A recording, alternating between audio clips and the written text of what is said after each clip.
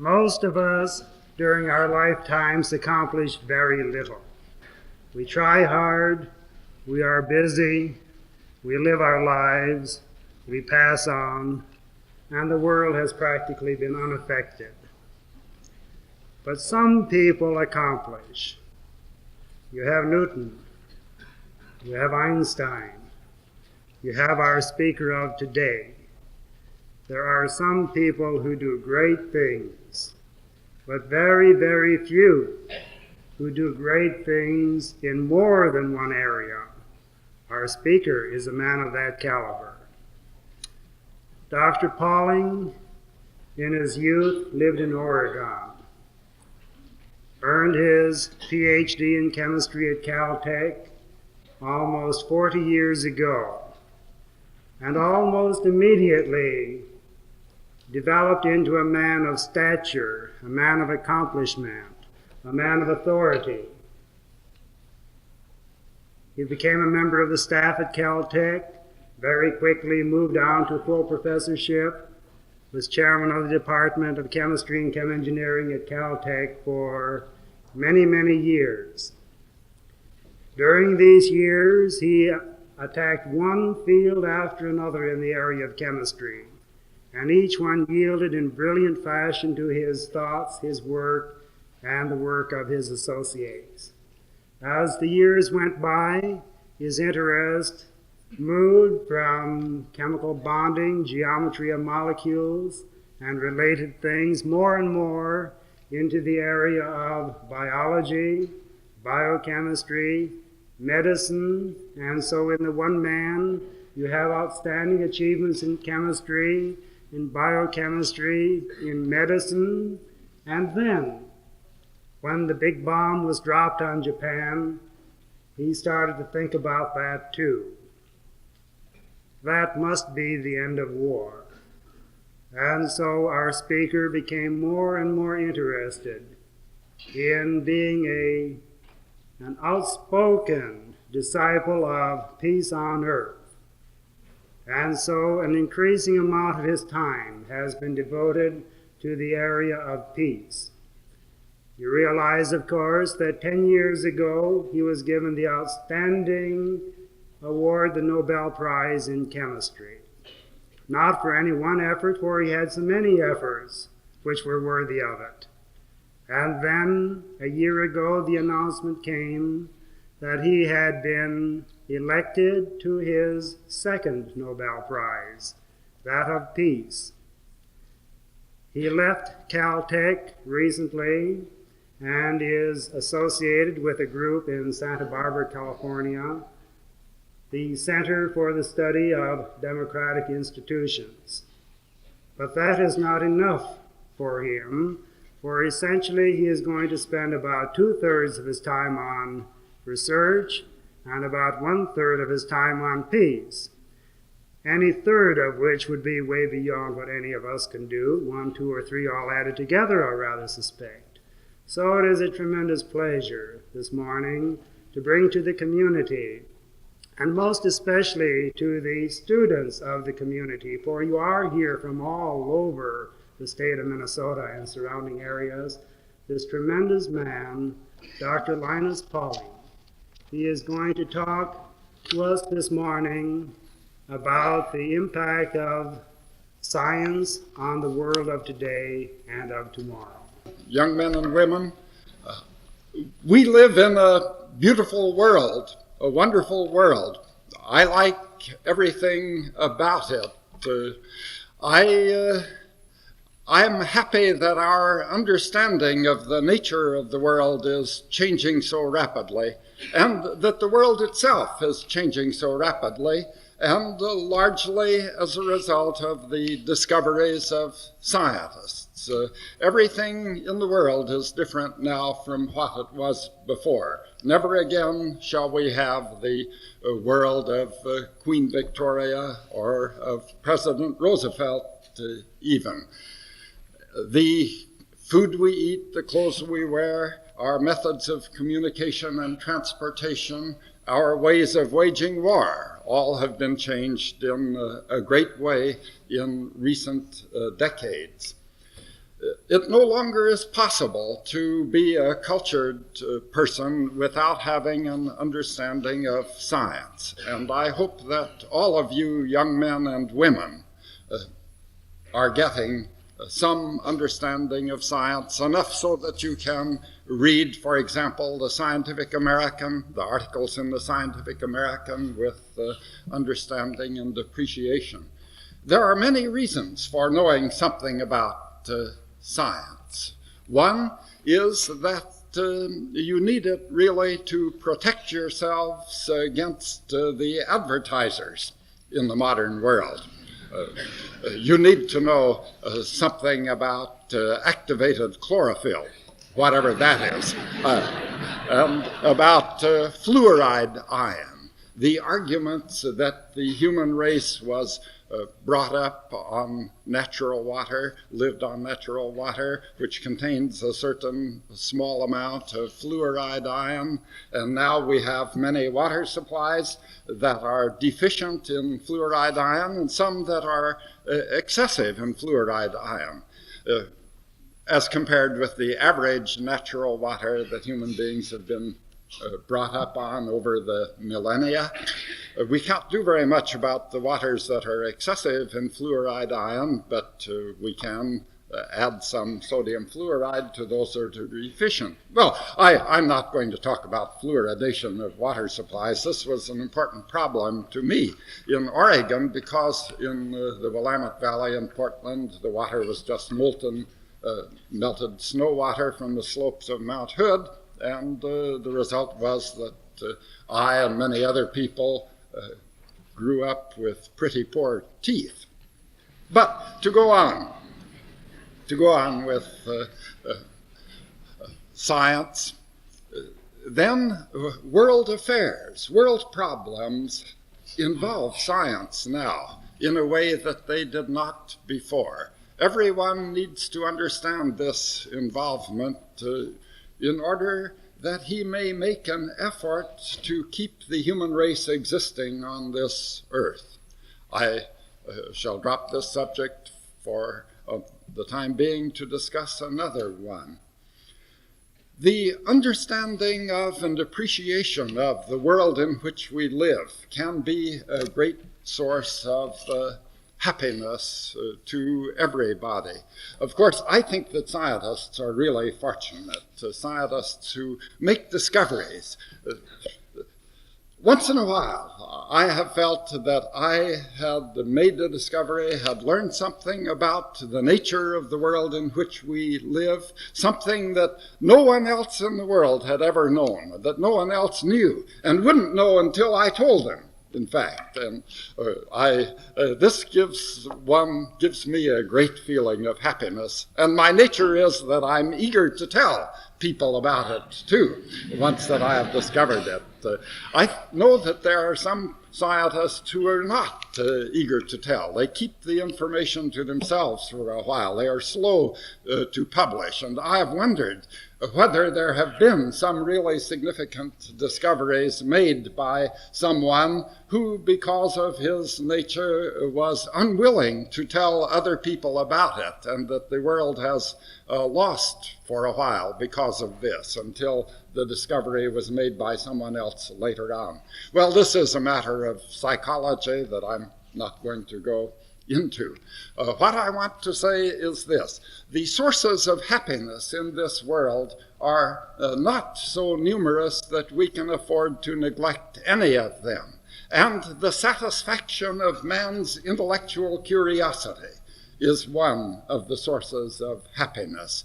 We can be happy as we learn what other people have discovered about the nature of the world. Not everyone can make discoveries himself. I remember how long ago, 39 years ago, I remember as I was walking across the campus of the California Institute of Technology, the excitement with which another young fellow, graduate student my age, came rushing across with me. We were going to attend the physics seminar. This fellow said, and his name was Richter, Charles Richter, everybody knows him. I saw in the paper yesterday that his name was mentioned. An earthquake had taken place somewhere in the world, and it said its magnitude was 5.5 on the Richter scale. So this young fellow, as he grew older, became a seismologist and developed a scale of earthquake intensities called the Richter scale. He's professor of seismology there now in Pasadena. Well, 39 years ago, he came rushing up and said, do you know what has happened? Here we've been thinking about the electron since 1896 when it was discovered. He didn't put all of this in, I'm amplifying a bit, but since 1896, when the electron was discovered, we've been thinking of it as a little ball bearing with a certain mass and a certain electric charge. And now a couple of young Dutchmen named Goudsmit and Uhlenbeck, both about 25 years old, have found that it is spinning, rotating on its axis. It has a spin, and it can orient itself in a magnetic field, such as the Earth's magnetic field, in only two ways. Either so that the component of angular momentum in the direction of the field is plus a half of a Bohr unit, h over 2 pi, or with the opposite orientation so that this component is minus a half. It can spin, rotate in only these two ways. Well, this was exciting. Hard to believe, this phenomenon of spatial quantization, as it was called, or just the spin of the electron was hard to believe. And then a few years later, Professor Dennison, David Dennison, wasn't professor yet, of the, now down there at Ann Arbor, and Uhlenbeck has left. He was at Ann Arbor for many years and then went to the Rockefeller Institute in New York. Dennison discovered in 1927 that the proton, the nucleus of the hydrogen atom, also has a spin. It orients itself in two ways. So its component is either plus a half or minus a half h over 2 pi in a field such as the magnetic field of the Earth. This was astounding information. But, of course, more things happened. Many other particles were discovered. The neutron, the neutrino. The discovery of the neutrino took place over a period of 30 years. About 1927, W. Pauling pointed out that the world would be a simpler, easier to understand if we assumed that there existed a very small particle, difficult to detect, moving only with the velocity of light, having variable energy depending on how much energy was available to it, I suppose, a particle that was given the name neutrino. It took 30 years for experiments to be carried out supporting his proposal that the neutrino exists, because the neutrino is so reluctant to engage in intercourse with the rest of the world. The neutrinos shot out from the sun, great numbers, and striking this side of the Earth when the sun is shining on us, pass right through the Earth and out the other side without being deflected at all in their course. Most of them do. Once in a long while, one of them will be scattered by another particle, the nucleus of an atom or an electron, and in such a way as to be detectable by certain experiments that now have been carried out. Now, less than 10 years ago, two young Chinese physicists working in the United States, Drs. Li and Yang, Columbia University, and the Center, the Institute of Advanced Study at Princeton, discovered something about the neutrino that was hard to believe, but has turned out to be true. They discovered that the neutrino is a little propeller. Here it is, one of the simplest parts of the world, goes shooting through the Earth, shooting through the universe, and as it goes, it continues to spin like a left-handed propeller. And there is a particle called the antineutrino, which spins like a right-handed propeller. These have the same amount of spin, a half of h over 2 pi as the electron and the proton, but they are not able to orient themselves in two directions, to spin either to the right or to the left. The neutrino always spins in the left-handed direction, the antineutrino in the right-handed direction. The idea that the neutrino is a little propeller had come up in some equations that Pauling wrote down long before this, 25 years earlier. And he immediately said, these equations aren't right. He published them and said, the simplest description of the neutrino is this one, but of course this can't be right because it surely is too silly to think of the neutrino as being a little propeller.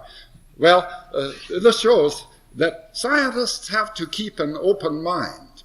Pauling was an extraordinary scientist, all right, but in this case, he wasn't quite open-minded enough. He didn't believe his own results when he wrote down these equations, and we had to wait for Li and Yang to come along and to show that, and in fact, to suggest a number of experiments to check up on this possibility that the neutrino is a little left-handed propeller, the antineutrino a right-handed propeller. These experiments were immediately carried out. It was verified that the ideas of Li and Yang were right, and they were given the Nobel Prize for physics the following year, one of the rare occasions when the Nobel Prize has been awarded, as Nobel said it should be, for the most outstanding work carried out in the field during the preceding year.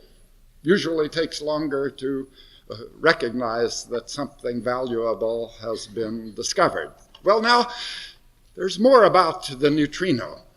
Experiments with neutrinos have shown that there are two kinds of neutrinos and two kinds of antineutrinos.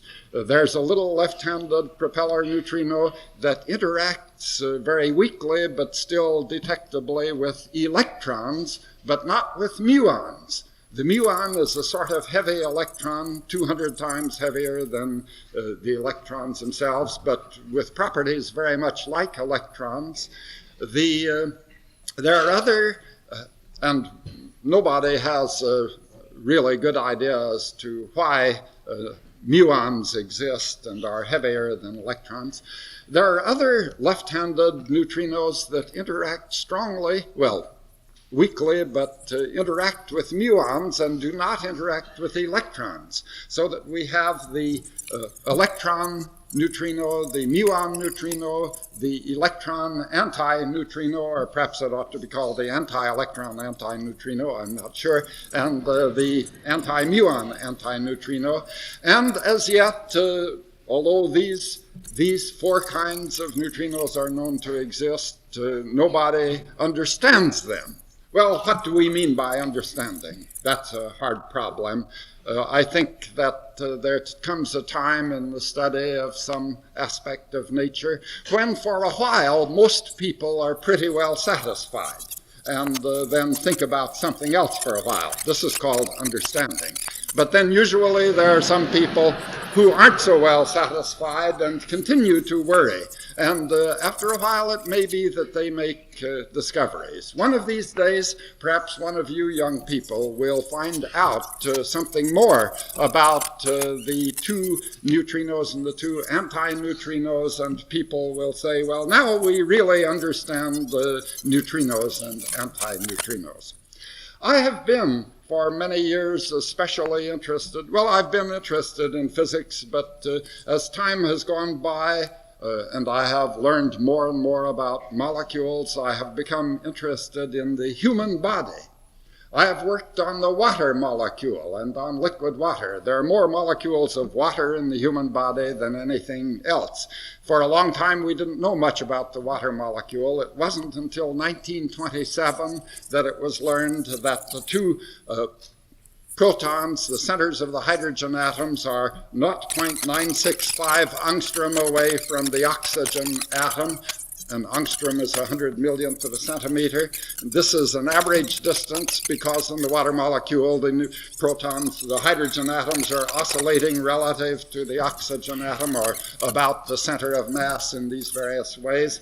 And the angle between the two OH bonds, the average value of this angle is 104 degrees 31 minutes. But we know a good deal about individual water molecules now, the frequencies of these vibrations of different kinds and the other properties of the molecule, but not very much about liquid water. Liquid water is very important for the human body. Many of the body fluids are aqueous solutions. Consequently, someone who is studying liquid water may be contributing to medical research in a fundamental way. Now, there are also many other molecules in the human body. Protein molecules, for example, nucleic acid molecules.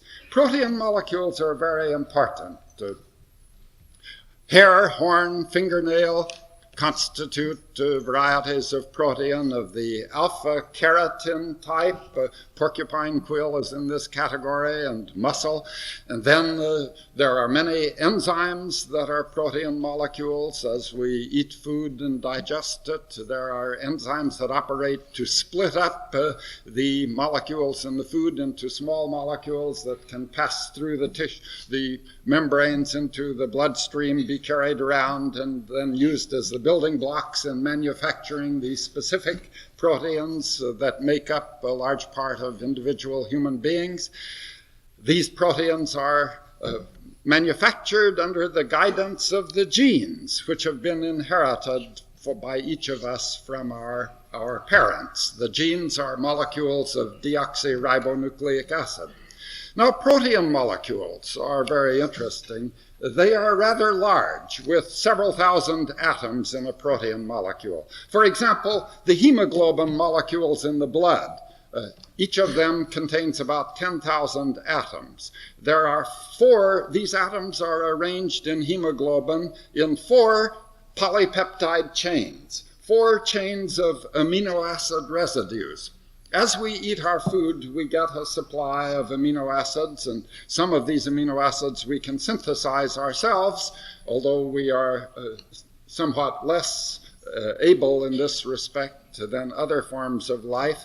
The red bread mold can synthesize all of the amino acids, and we can synthesize only 13 of the 20. The other 7 we have to get supplied to us in our food, because we've lost the ability to synthesize them that is still retained by the red bread mold. Similarly, there are about 17 vitamins that we need to get in our food, although the red bread mold can synthesize all of them. It has a greater biochemical capacity than we. And many other animals, the rat can synthesize some of the amino acids and vitamins that we can't synthesize. The pig can synthesize vitamin C, but we have to get it in our green vegetables and orange juice and so on. These polypeptide chains in the hemoglobin molecule consist of 141 or 146 amino acid residues strung out one after the other, actually coiled up, but they constitute a chain. And each of the 141 or 146 units can be any one of the 20 different amino acids: glycine, alanine, phenylalanine, lysine, serine, and so on. So the first residue in the beta chain of the hemoglobin, there are 2 kinds. This is the one with 146 residues. The first residue can be any one of these 20 amino acids, the second any one, the third any one, and so on for the 146 residues of the beta chain. We know what all of these 146 residues are. A few years ago, my students and I were fortunate in making a discovery about the hemoglobin molecule. I had become interested when I was a member of the Committee on Medical Research that President Roosevelt appointed to make recommendations to the federal government about medical research in the United States. I had become interested in a disease, sickle cell anemia. There are many children born in the United States each year, I think 2,000 or 3,000, who have this disease. It is a hereditary disease. They have the disease because of having inherited certain mutated genes from their parents. The red cells in the blood of these patients, in the venous circulation of the blood, are twisted out of shape, and it is this that produces the serious manifestations of the disease. The spleen destroys these cells because it recognizes them as abnormal, and it destroys them so rapidly that the patient just doesn't have enough blood, enough hemoglobin in his blood, enough red cells. Well, we were able to show that these patients have the disease because they manufacture an abnormal form of hemoglobin molecules. Inside the red cells, instead of 100 million molecules of normal adult human hemoglobin, they have 100 million molecules of an abnormal hemoglobin called sickle cell anemia hemoglobin. We published a paper, Sickle Cell Anemia, a Molecular Disease. And it was shown, after a while, it was quite a hard job, it was shown that the abnormality does not lie in the two alpha chains, 141 residues per chain, but rather in the two beta chains with 146, and that it consists in having, in the sixth position, in this chain, a residue of valine instead of a residue of glutamic acid in the sixth position. Perhaps they could have got the glutamic acid from M&M, isn't it called? Sodium glutamate is accent, a substance sold in large quantities now, but it's quite a job to get that accent into the sixth position from the end of the 146th residue. And yet it is important that it be there, because if there is glutamate and if there's valine instead of glutamate in the sixth position, with all of the other 145 being normal, still that abnormality is enough to cause these children to suffer and die in infancy or childhood, usually, with the disease sickle cell anemia. There are crises of this disease when these sickle cells, which sickle because this abnormal hemoglobin is self-complementary, it has a low solubility, and it forms a long needle-like crystal inside the red cell that twists the red cell out of shape. The oxyhemoglobin does not do that, so this doesn't happen in the arterial blood, but only in the venous blood. When these cells sickle, they can start sickling in some organ of the body, get tangled up with one another, the partial pressure of oxygen goes down, and the sickling process goes on in an autocatalytic manner. This organ, the blood ceases to flow through it. The crises of the disease are very painful, excruciating pain, and the organ is damaged by anoxia, the loss of oxygen, lack of oxygen, because the blood has ceased to flow, and the patient may die then because of damage to the organ caused in this way. Well, this is a very small defect that these people have, a hereditary defect. They have this because they have inherited two abnormal genes.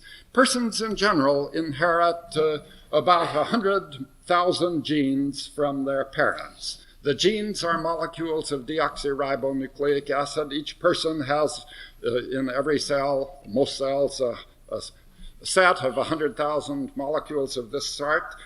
These genes are able to duplicate themselves in such a way that they can be passed on to one's progeny, father and mother. And the genes occur usually in pairs in all except the Y chromosome and X chromosome in males. They are in pairs in the corresponding chromosomes. Here at some level, there are the two genes that manufacture hemoglobin. And if these two genes are the normal genes, the person manufactures the normal beta chain in the hemoglobin.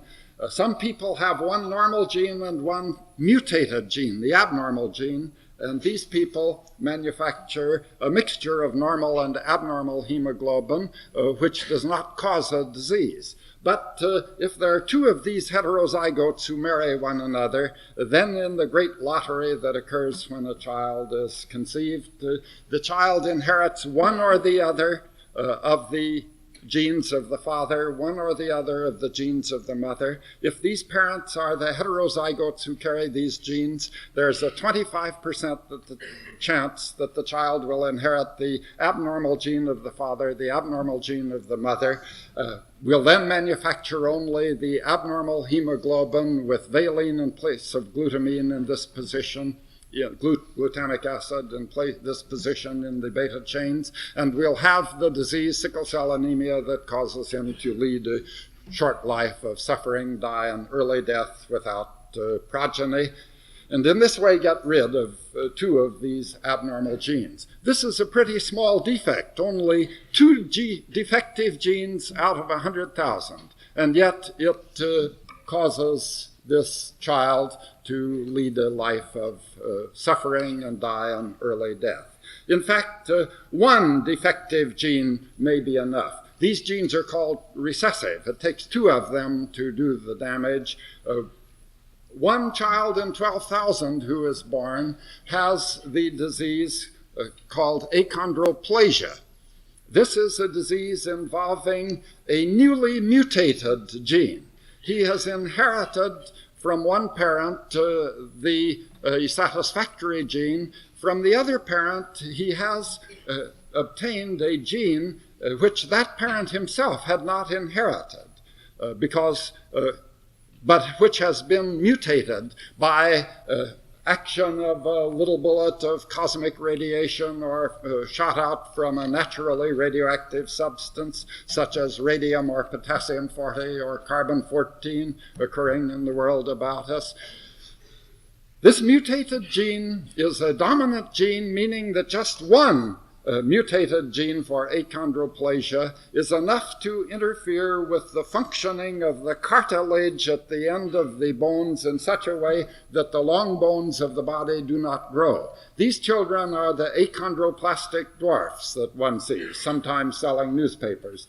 They have big heads, big hands, but the long bones of the body are short.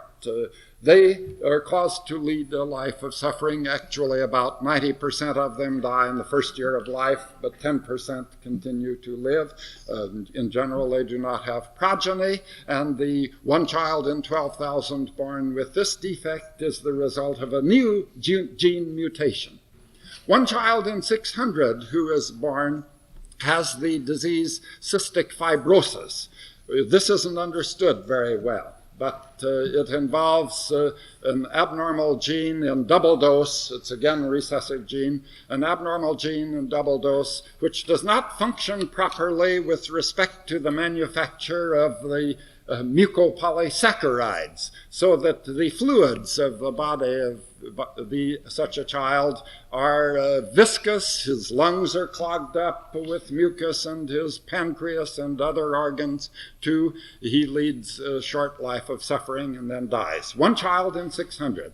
This means that one person in 12 carries the gene in single dose for this disease. The result of the accident of interaction of cosmic rays with the genetic material in some human being in the past or twice, and then the accidental inheritance of the gene in double dose.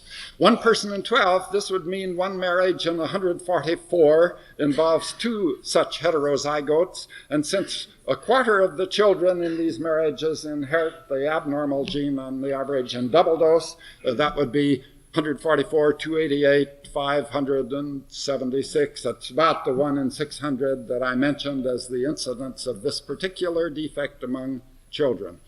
About one person in 8 is thought to carry a gene for schizophrenia.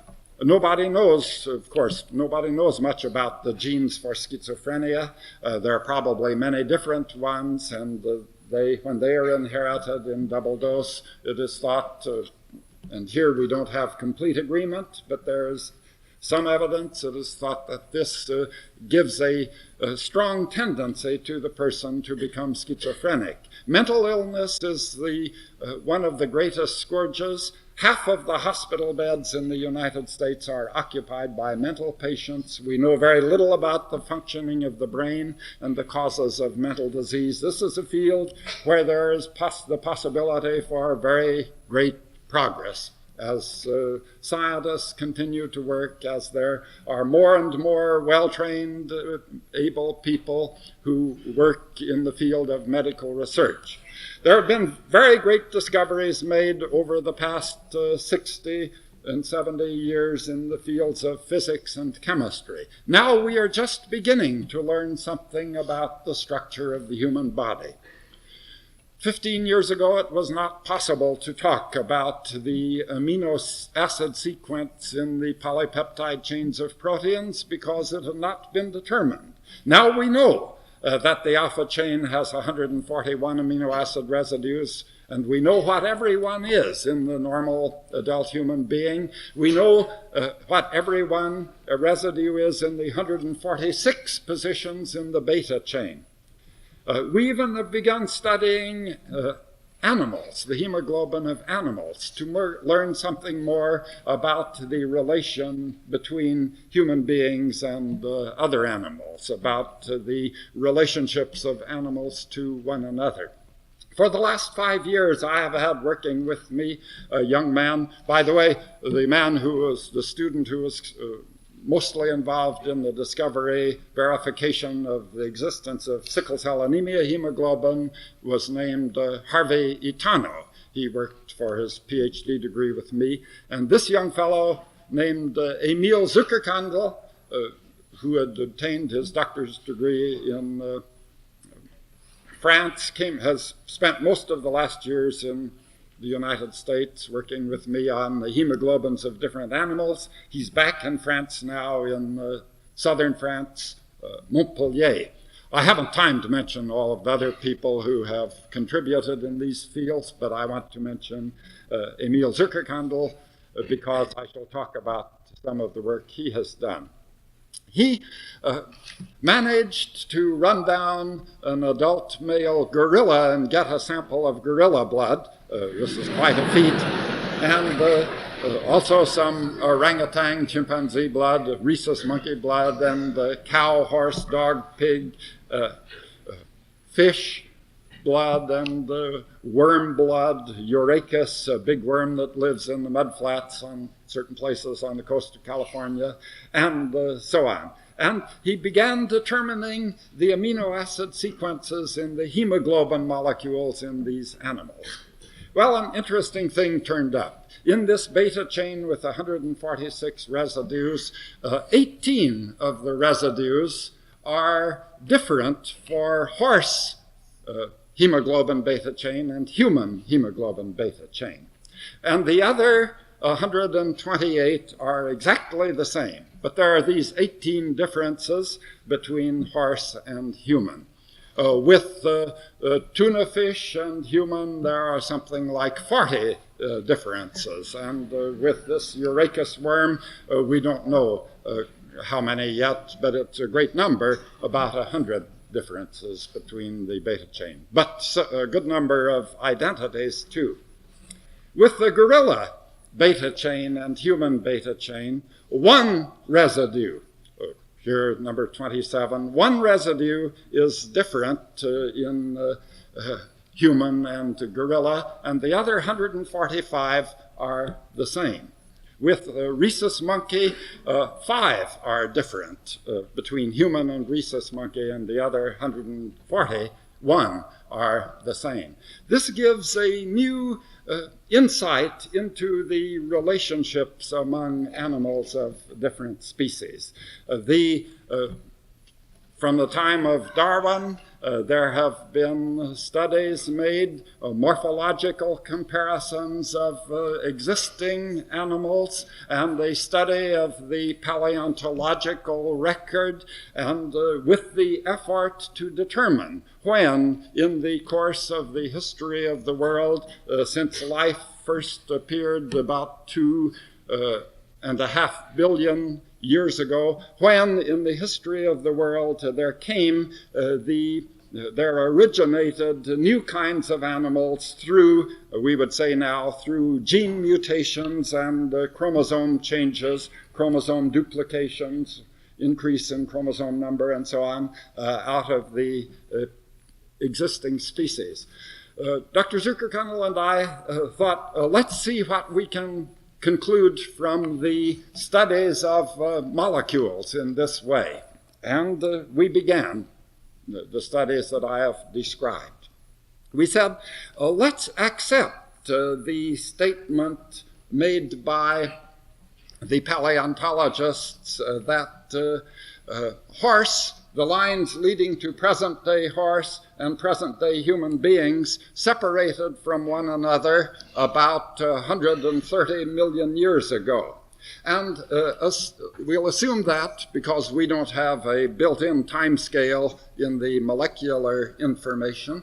We'll assume that and also assume that the evolutionarily effective mutations have been occurring at a constant rate, about 1 every 7 million years, this would correspond to. Actually, 1 every 14 million years, because there are the two lines of descent involved, that leading to human beings and that leading to horses. And with 18 and 130 million years, this would mean that on the average, once in 14 million years, there has been a point mutation that was evolutionarily effective, led to the replacement of the old type of animal by a new mutated species in one line or the other.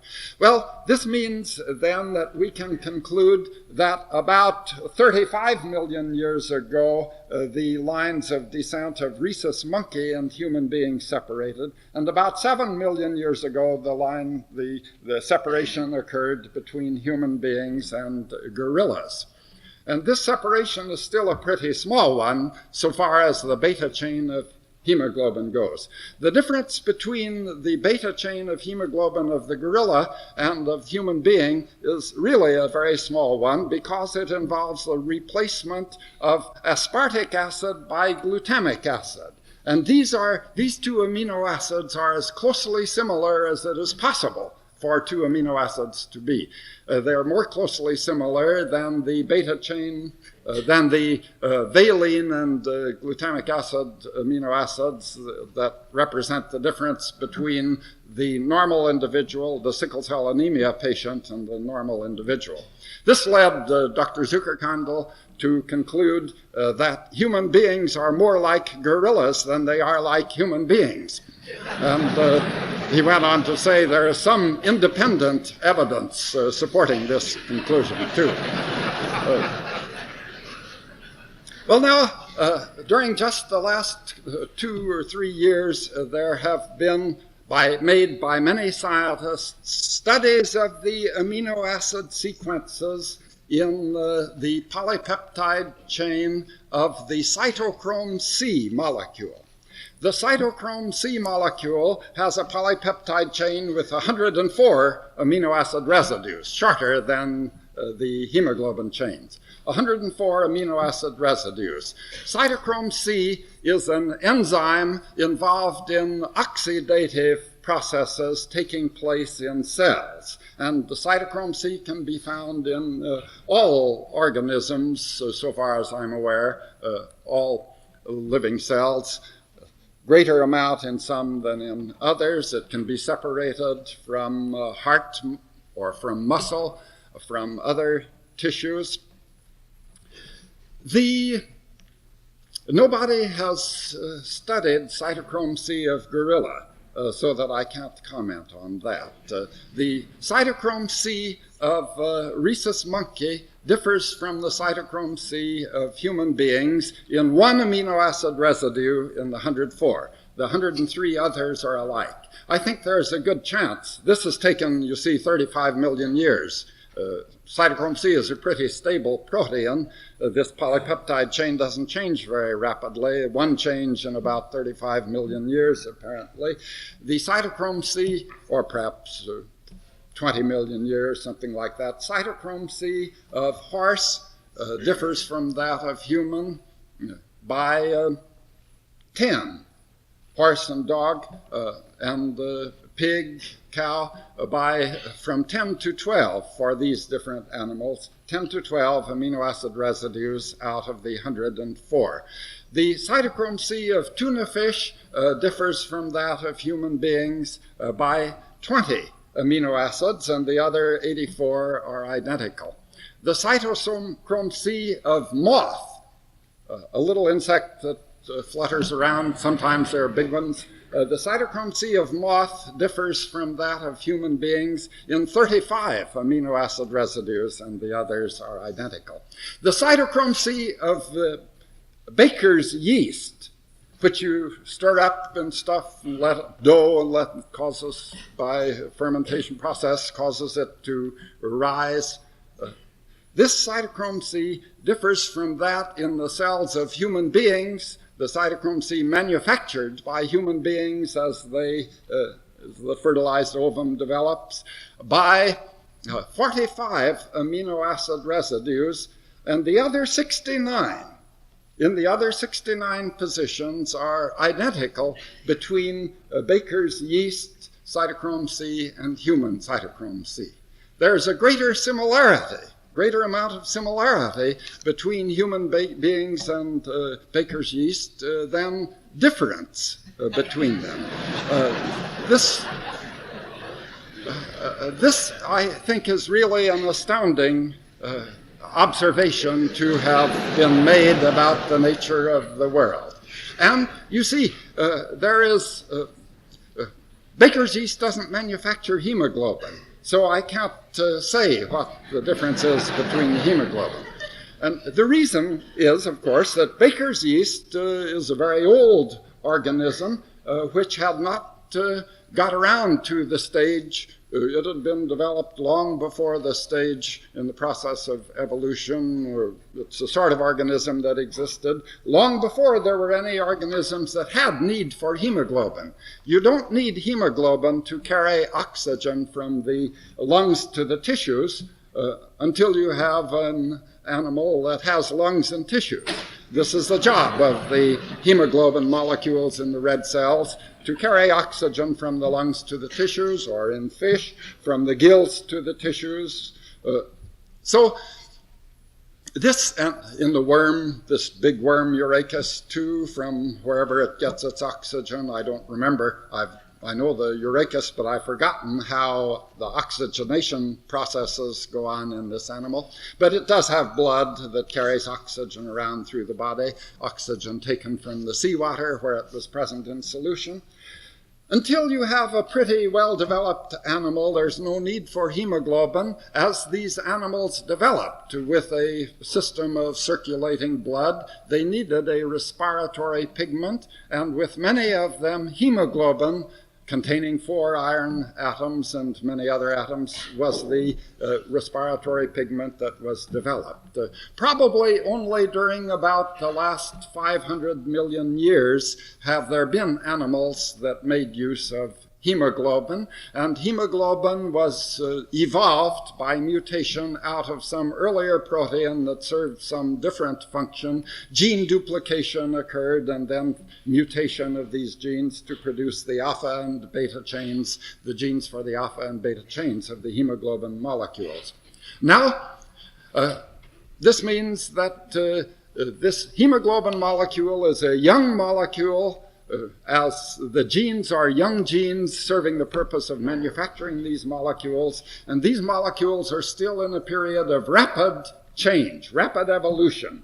One mutation evolutionarily effective every 14 million years, whereas the cytochrome C molecule, the gene had been developed. It's an old molecule that had been developed long before, probably was already well developed 2,000 million years ago instead of 500 million years ago. It has settled down so that the evolutionary changes are more rare for it, and only 45 of the amino acid residues. There have been only 45 point mutations in the lines of descent of baker's yeast and human beings since the separation of these lines, and How long ago this occurred, I don't know, but perhaps a billion years or 1,500 million years ago, 1.5 billion years ago. There have been very few proteins that have been investigated in this way. There are, I think, in the human being, an average human being, perhaps 50,000 different kinds of proteins, and these exist also for the most part in their variants in other animals. There's the possibility for obtaining a great amount of information, further information from the studies of molecular structure about the relationship between man and other living organisms, other forms of life, and about the processes of evolution. But I am especially interested in the possibility, this of course gives me happiness in satisfying my curiosity about the process of evolution. I look forward to what more will be learned. I am especially happy to think that the studies of molecular structure that can be carried out can lead to a greater understanding of the nature of disease and to improvement in our means of treating disease. A great many children are born with congenital defects, about 4%. Of the 100 million children in the world who are born each year, about 4 million have a gross congenital physical or mental defect, and about 5% of these, about half of these, about 2 million, are thought to be defective because of the inheritance of defective genes, either newly mutated or passed on by the heterozygotic parents, or then there are minor defects, minor genetic defects, which may be possessed by the parents also. There's a steady state, or there has been a steady state, new mutated genes caused by cosmic rays and other mutagenic activities, and then adding to the defective genes to the pool of human germplasm, and then the death of the strongly affected individuals, the achondroplastic dwarfs, or the patients with sickle cell anemia, or the patients with cystic fibrosis, who carry two genes out of the pool of human germplasm with them when they die.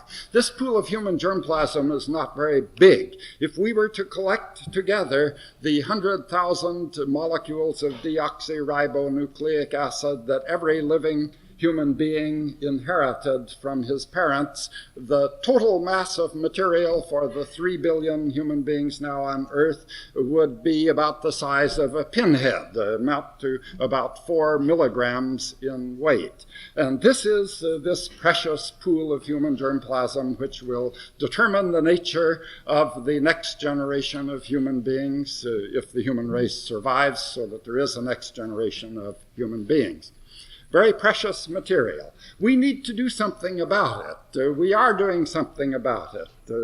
As a result of medical progress, the discovery of insulin 40 years ago, there are more children being born with the gene for diabetes than there were before, and more diabetics in the world than there were before, because insulin permits these defective individuals to be kept alive, and they have progeny, and they pass the defective genes, the genes for diabetes, onto some of the progeny.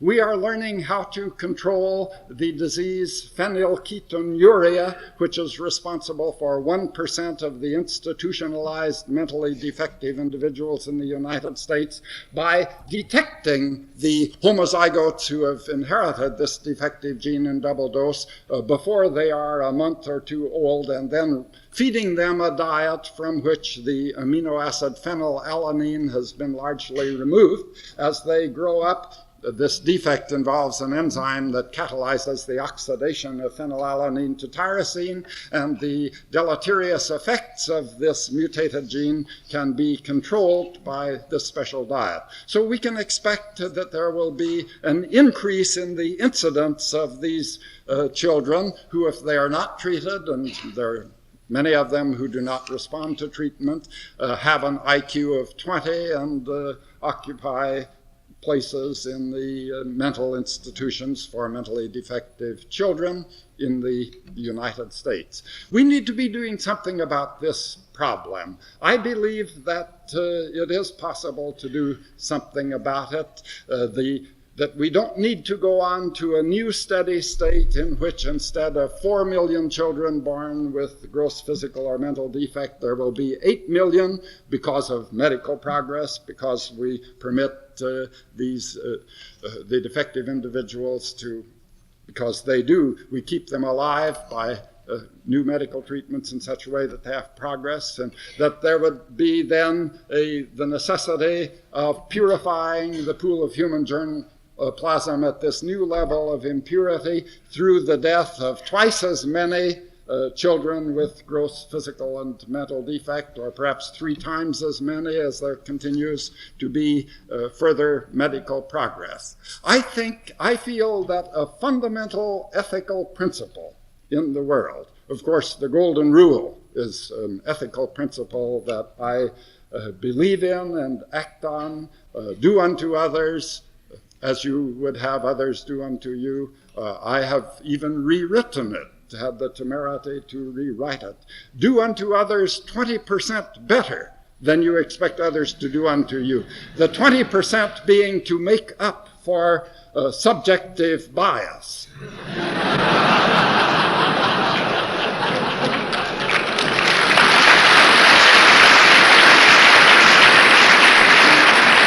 But I believe in the golden rule, and I believe in another principle, not the principle of working for maximizing human happiness, but rather the principle of working to minimize human suffering, to cut down on the amount of human suffering in the world. These are not identical. To take $1,000 in income from every rich man in the world, to give an extra $1,000 in income to every rich man in the world would not increase his happiness very much.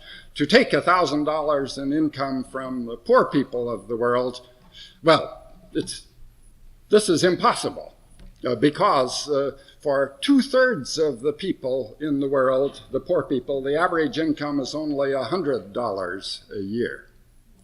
So that to take $10 in income from these people would lead to a great increase in human suffering.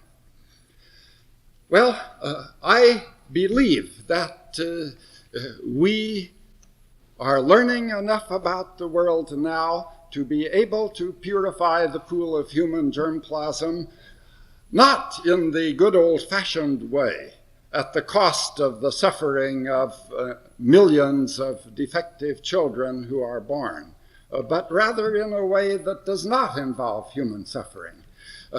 You see, if parents have a child with phenylketonuria or with sickle cell anemia, let me take, or with cystic fibrosis, these diseases that are due to the inheritance of a recessive gene in double dose, and diseases for which there is no treatment at the present time, sickle cell anemia, cystic fibrosis, and many others. If 2 parents have a child of this sort, with a disease of this sort, they know that they are heterozygotes carrying this gene, and that for each additional child that they would have, the chance is 25% that that child too would have this defect, would lead a life of suffering and then die an early death. Sometimes we can identify these heterozygotes carrying this gene by a simple test without their having to have a single defective child. I think that the chance of 25% of bringing into the world a child who is doomed to a life of suffering is too great to allow a combination of ignorance and free enterprise in love to take care of the matter. I don't advocate legislation about this matter. I think that this is too important and personal a matter to justify the infringement on the freedom of action of individual human beings. But I am opposed to ignorance, opposed to miseducation, false education. I think that we need to try to find out who the prospective parents are, who have this large chance of bringing into the world a child who will suffer in this way, and to recommend to these prospective parents that they not marry one another. If no sickle cell heterozygotes married one another, there would be no more sickle cell anemia infants born into the world. If no heterozygotes for cystic fibrosis married one another, there would be no more children with this terrible disease that causes them so much suffering born in the world. We don't know how to detect the heterozygotes for cystic fibrosis, but we do know how to detect with a single drop of blood those for sickle cell anemia. Now, if all of these heterozygotes married normal individuals, and had the normal number of children, then the incidence of the gene would be as great in the next generation as in that generation, so that the problem would continue to exist. The gene would not die out, not be brought down to a lower level.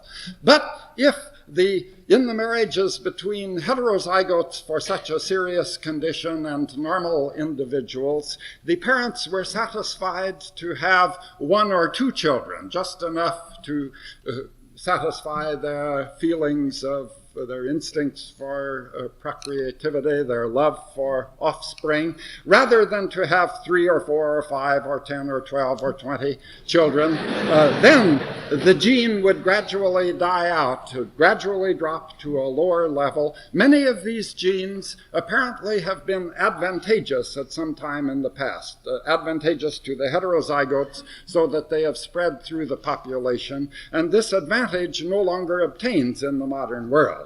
I think that we can make great progress in decreasing the amount of human suffering in the world by learning more about the structure of the human body, the nature of disease, and by taking action that does not infringe upon the freedom of decision of the individual human being, but that does lead to a significant decrease in the incidence of the birth of defective children, which is one of the principal causes of human suffering on Earth. Thank you.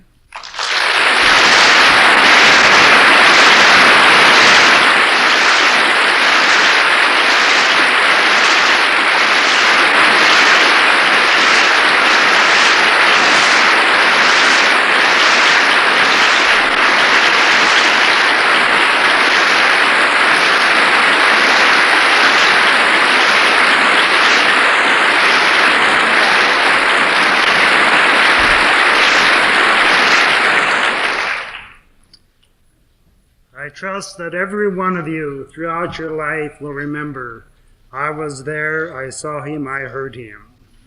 A great man.